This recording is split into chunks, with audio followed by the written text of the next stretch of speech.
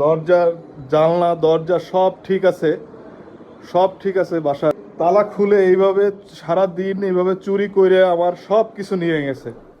রাজধানীর বাড্ডা এলাকায় সাংবাদিক রবিউল ইসলাম পলাশের বাসায় চুরির ঘটনা ঘটেছে। এ ঘটনায় পুলিশ এখন পর্যন্ত কাউকে শনাক্ত এবং গ্রেফতার করতে পারেনি। পুলিশের দাবি, এ ঘটনায় তদন্ত চলছে এবং চোরদের শনাক্ত করে আইনের আওতায় আনা হবে। ভুক্তভোগী সাংবাদিক রবিউল ইসলাম পলাশ জানান, রোববার সকাল 10:45 বাসা থেকে অফিসের উদ্দেশ্যে বের হই। রাত 8টার দিকে অফিস শেষ করে 9:45 বাসায় আসি। বাসার দরজার তালা খুলে দেখি রুমের ভেতরের সব জিনিসপত্র এলোমেলোভাবে পড়ে আছে।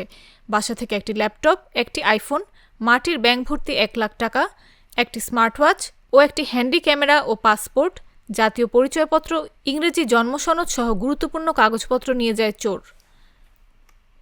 এ ঘটনায় পলাশ বাড্ডা থানায় একটি অভিযোগ দায়ের করেছেন। তিনি বলেন, বাসার সিসি ক্যামেরা ছিল, কিন্তু ক্যামেরার ফুটেজ পাওয়া যায়নি। 13 এপ্রিল বাসায় চুরি হয়েছে, সেদিনের ফুটেজ নেই, কিন্তু 14 এপ্রিল থেকে ফুটেজ রয়েছে। এ বিষয়ে জানতে চাইলে বাড্ডা থানার ভারপ্রাপ্ত কর্মকর্তা মোহাম্মদ সাইফুল ইসলাম জানান, তারা তদন্ত করছেন, কিন্তু এখন পর্যন্ত চোর শনাক্ত করা যায়নি। রবিউল ইসলাম পলাশ বর্তমানে জাগো নিউজ 24-এ সাংবাদিক হিসেবে কর্মরত। সব ওলটপালট অবস্থা, চুরি করে সব নিয়ে গেছে, সব নিয়ে গেছে। কালার এক্সপার্ট, জর্জ স্যাপ এবং মাইল্ড অন হ্যান্ডস টেকনোলজি সমৃদ্ধ অরিক্স ক্রিস্টাল ওয়াশ আপনার লন্ড্রি এক্সপার্ট।